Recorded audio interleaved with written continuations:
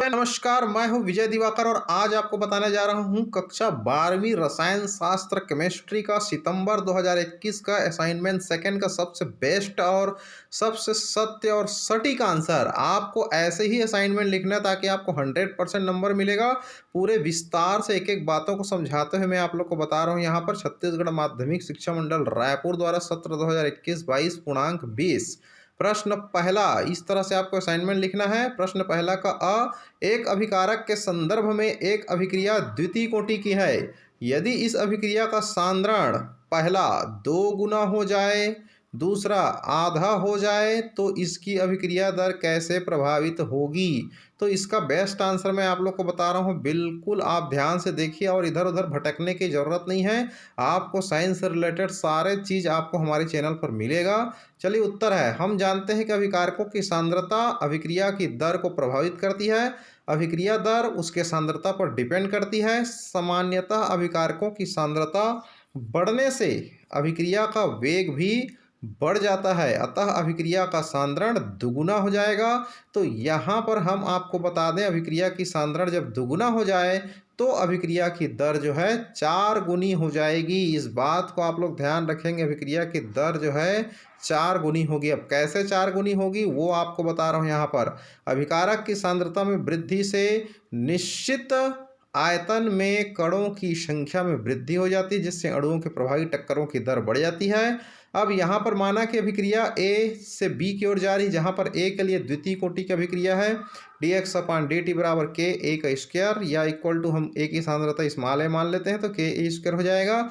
जब ए की सांद्रता दुगुनी कर दी जाए अर्थात ए बराबर 2a कर दिया जाए तो अभिक्रिया की जो नया दर है वो dx/dt इक्वल टू हो जाएगा के 2a का whole square equal to 4k square, या dx/dt इक्वल टू हो जाएगा 4k स्क्वायर। समीकरण पहला और दूसरा की तुलना से नया दर पहले से 4 गुना हो गया, ध्यान दीजिए। चलिए यहाँ पर दूसरा बिंदु हम बताते हैं। अभिक्रिया का सांद्रण आधा हो जाए तो, माना कि अभिक्रिया A टेंड टू B है, A के लिए द्वितीय कोटि की अभिक्रिया है।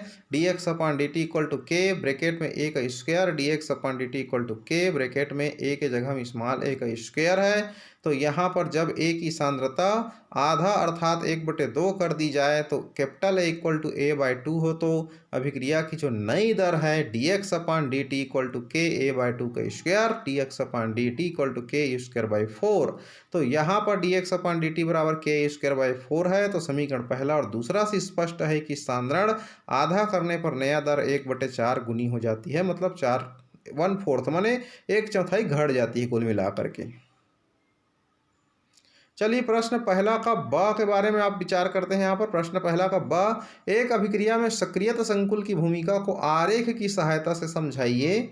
प्रत्येक अभिकारक को एक निश्चित ऊर्जा अवरोधक को पार करना पड़ता है जो कि पहाड़ी के शिखर के समान है तथा अभिकारक व उत्पाद तथा इस पहाड़ी के शिखर के दोनों तरफ स्थित है। ऐसा हम मान के चलते हैं। ऊर्जा अवरोधक देहली ऊर्जा के बराबर होता है।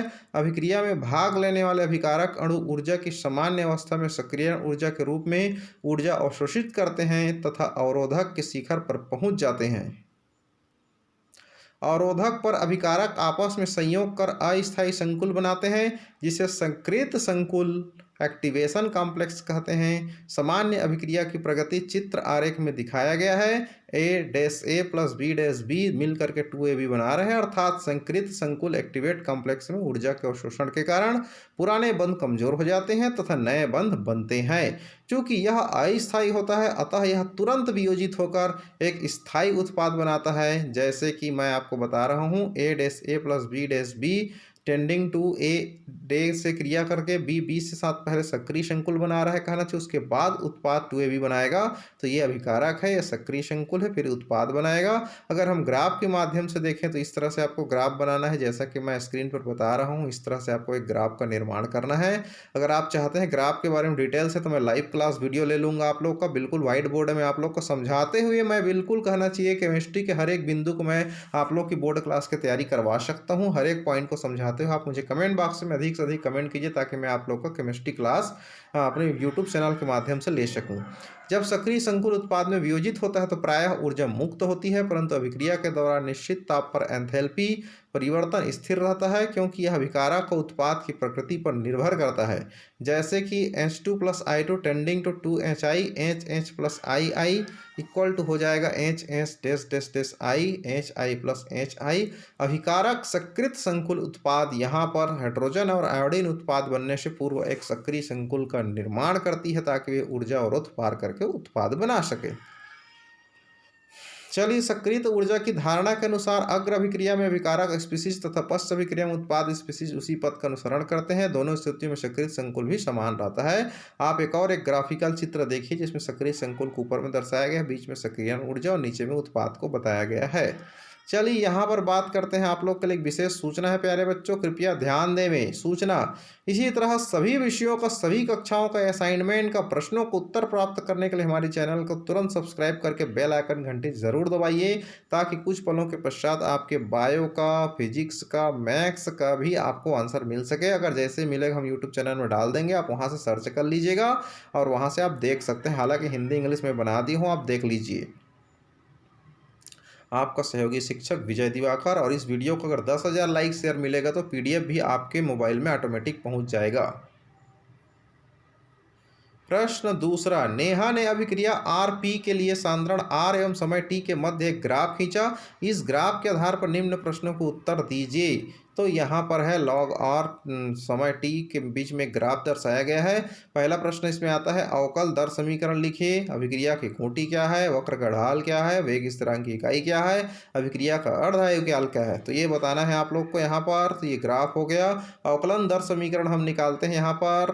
कोई अभिक्रिया शून्य कोटि की तब कहलाती है जब अभिक्रिया दर अभिकारकों के सांद्रण से स्वतंत्र होती है, अर्थात सांद्रता पर डिपेंड नहीं करती या प्रभावित नहीं होती। यदि एक सामान्य अभिक्रिया R टेन टू प्रोडक्ट है जहां R रिएक्टेंट अभिकारक है, P प्रोडक्ट उत्पाद है, शून्य कोटि की अभिक्रिया के तात्कालिक दर बराबर माइनस के dR/dt इक्वल टू के R⁴, जहाँ पर dR/dt इक्वल टू k.1 तिर्यक गुणा कर दिए, dR इक्वल टू के dt, इस तरह से इसको सॉल्व कर दिए। dR is equal to minus की के dt, दोनों पक्षों का समाकलन करने पर dR इक्वल टू माइनस की के dt अवकल समीकरण, तो R इक्वल टू हो जाएगा माइनस की के टी प्लस आई, जहाँ I समाकलन स्थिरांक है। I का मान प्रारंभिक सांद्रण से ज्ञात किया जा सकता है।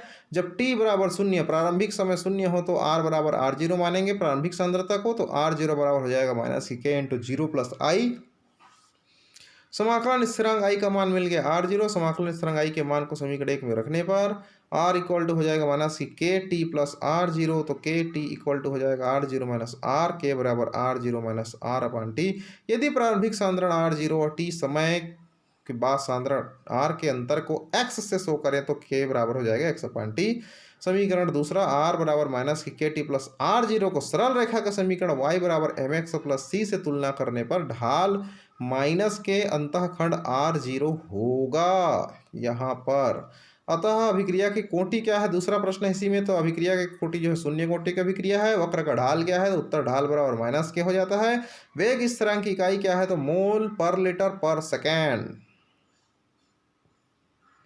के equal to A0 minus A0/2 है, अपॉन T हाफ है, तो यहाँ पर अभिक्रिया का अर्ध है equal T half equal to A0/2 के। प्रथम कोटि की अभिक्रिया के लिए T half equal to 0.693/K हो जाता है, क्योंकि यहाँ पर K का मान 2.303/T log R0/R है। अगर हम इसको सॉल्व करें तो R के जगह R0/2 रखना पड़ेगा, सांद्रण को आधा करना पड़ेगा। तो यहाँ पर T हाफ इक्वल टू इसका R2 को ऊपर चला गया, तो ये हो जाएगा log 2.303 में आपका log 2 का वैल्यू 0.3010 हो जाएगा। दोनों को मल्टीप्लाई किए तो 0.693/K। अभी फिलहाल ये बेस्ट आंसर है, आप लिख लीजिए इसको। आप मुझे कमेंट करके बताइए, मैं आप लोग के लिए अलग से सारे व्यंजक को अपना लाइव क्लास के माध्यम से सॉल्व कर दूंगा आपके लिए। पांचवा, अभिक्रिया का अर्धआयुकाल क्या है। किसी अभिक्रिया में अभिकारक की प्रारंभिक सांद्रता का आधा जितने समय में उत्पाद में परिवर्तित होता है उसे अभिक्रिया के अर्धआयुकाल कहते हैं। शून्य कोटि की अभिक्रिया के लिए यहाँ पर हम बता रहे हैं। यहाँ पर देखिए, यहाँ पर इस तरह से निकाल सकते हैं आप शून्य कोटि की अभिक्रिया के लिए। हमारी चैनल के डिस्क्रिप्शन बॉक्स में सभी असाइनमेंट का उत्तर लिंक है, या हमारे चैनल के वीडियो लिस्ट में सभी सब्जेक्ट के आंसर का वीडियो मिल जाएगा। आप देख सकते हैं सबसे बेस्ट और सबसे सत्य उत्तर, 100% ट्रू आंसर। प्रश्न तीसरा, गैसों का ठोसों पर अधिशोषण के लिए दाब का प्रभाव बताइए। आर्द्रता नियंत्रण एवं उच्च निर्वात हेतु अधिशोषण के अनुप्रयोग का वर्णन कीजिए।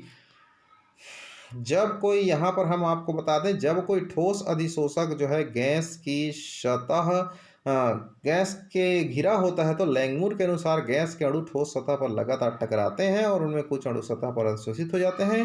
ठोस सतह पर गैस का अधिशोषण दाब में वृद्धि के साथ साथ बढ़ जाता है, लेकिन किसी ताप पर दाब के एक निश्चित मान के बाद जब वृद्धि पर गैस के अधिशोषण की मात्रा नहीं बढ़ती, क्योंकि ठोस की सतह गैस के अणुओं की परत से पूरी तरह आच्छादित हो जाती है। दाब के इस मान को संतृप्त दाब कहा जाता है। अधिशोषण की मात्रा को प्रायः x/m से प्रदर्शित किया जाता है, जहां m अधिशोषक की मात्रा तथा x अधिशोषित होने वाली गैस की मात्रा को प्रदर्शित करता है। स्थिर ताप पर इस गैस के दाब में वृद्धि से भौतिक अधिशोषण की मात्रा में संतृप्त बिंदु तक बढ़ती है। ये स्थिर लिखा है, स्थिर, ये था है, इसको आप लोग ध्यान देंगे थोड़ा सा, ये था है। प्रति ग्राम अधिशोषित गैस की मात्रा यहाँ पर दर्शाया गया है। यहाँ पर अलग अलग ताप पर ये ग्राफ जरूर बनाइएगा।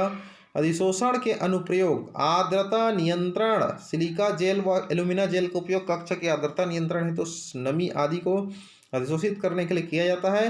महंगे इलेक्ट्रॉनिक उपकरण में से नमी हटाने के लिए भी सिलिका जेल का उपयोग किया जाता है।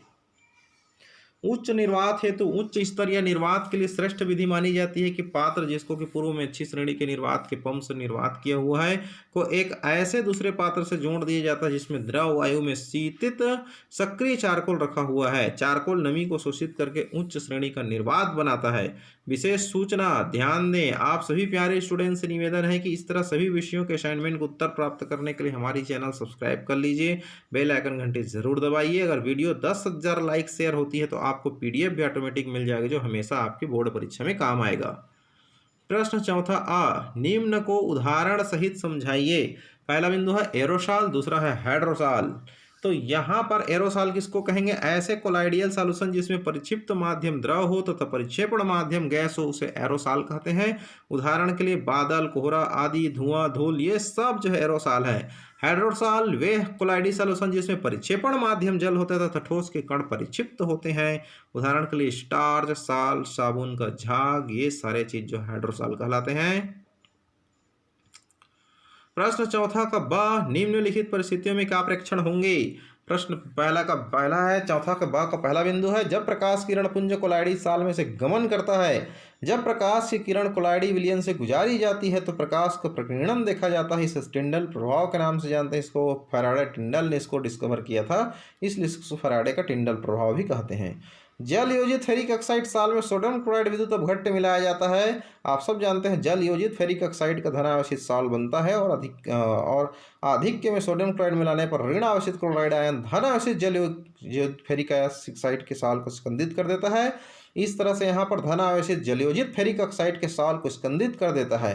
तो इस तरह से आप लोग को बनाना है। तीसरा बिंदु है, कोलाइडी साल में से विद्युत धारा प्रवाहित की जाती है। कोलाइडी साल में से विद्युत धारा प्रवाहित की जाती है तो आवेशित कोलाइडी कण विपरीत आवेशित इलेक्ट्रोड की ओर गति करना प्रारंभ कर देते हैं। कोलाइडी कण विपरीत आवेशित इलेक्ट्रॉन की ओर गति कर वहां उदासीन होकर जमा हो जाता है। फिजिक्स बायो मैथ्स के लिए सब्सक्राइब करें और हमारे चैनल विजय दिवाकर को बिल्कुल आपको हमारे चैनल के माध्यम से फिजिक्स, केमिस्ट्री, मैथ्स, बायो का इंपॉर्टेंट क्वेश्चन का वीडियो सॉल्यूशन मैं खुद पढ़ाते हुए आपको लिए वीडियो बनाने वाला हूं। यहाँ पर आप मुझे अधिक से अधिक कमेंट बॉक्स में कमेंट कीजिए ताकि आपके बोर्ड परीक्षा की तैयारी हेतु मैं वीडियो बना सकूँ फिजिक्स, केमिस्ट्री, मैथ्स का। आप कौन से सब्जेक्ट का चाहते हैं आप मुझे कमेंट करके बताइए। आप कौन से सब्जेक्ट का डिटेलिंग वीडियो चाहते हैं, केमिस्ट्री का हो, चाहे फिजिक्स का हो, या मैथ्स का हो। मैं आप लोग को कुछ इंपॉर्टेंट सवाल का वीडियो सॉल्यूशन आपको दे सकता हूं समझाते हुए व्हाइट बोर्ड में। आप मुझे कमेंट करके बताइए और अगर पहली बार देख रहे हैं सब्सक्राइब कर लीजिए। आपकी बोर्ड एग्जाम की तैयारी अच्छे से होते रहेगी हमारी चैनल के माध्यम से, क्योंकि सुपर मोस्ट इंपॉर्टेंट क्वेश्चन भी हम अपने चैनल के माध्यम से डालते रहते हैं। चलिए, थैंक यू सो मच। इसी तरह से आप हमारे चैनल पर लगातार बने रहिए और आपको फ़ायदा मिलता रहेगा। चलिए, हमने आपको केमिस्ट्री का पूरा डिटेल हमने असाइनमेंट बना कर दे दिया है।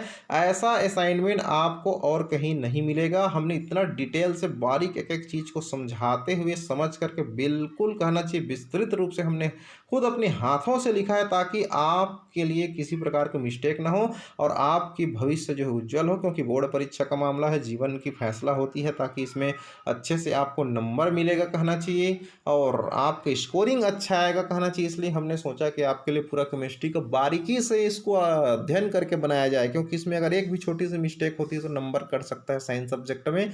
इसलिए हमने इसको आपके लिए बिल्कुल बारीकी से विश्लेषण करके एनालिटिक करते हुए हमने आपके लिए बनाया है, ताकि आपको इसमें कहना चाहिए अच्छे से अच्छे स्कोरिंग नंबर मिले। इसी तरह से फिजिक्स का भी मैं बना रहा हूँ, आपको बन जाएगा तुरंत, मैं यूट्यूब में डाल दूंगा उसको, आप लोग देख लीजिए मेरे चैनल से। मैथ्स का भी मिल जाएगा आप लोग को कहना चाहिए, बायो का भी मिल जाएगा, और भी जो भी अदर सब्जेक्ट वाले हैं आर्ट वगैरह है उसका भी बन रहा है, धीरे धीरे बनेगा, क्योंकि हम लोग अभी लिखना पड़ता है सबको कहना चाहिए, एनालिटिक करके सबको कहना चाहिए सही गलत को जांच करना पड़ता है बिल्कुल, तब कहीं जा करके हम पूरी तरह से 100% प्योर बनाते हैं। भले धीरे बनाएंगे, लेट से बनाएंगे कहना चाहिए, बड़े विस्तृत बनाएंगे, लेकिन आराम से बनाएंगे, लेकिन गलत नहीं बताएंगे, क्योंकि गलती होने से क्योंकि कई हजार लोगों के भविष्य बिगड़ता है, इसलिए हम उसको बिल्कुल सिस्टमेटिक और सत्य बताते हैं।